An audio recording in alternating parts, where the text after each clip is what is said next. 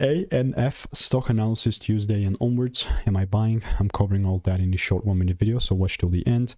And observing Abercrombie Fitch Company, that's gotta be the name of the day for sure. I didn't pronounce it correct. I don't understand it at a cellular level, whatever. It's 15% down.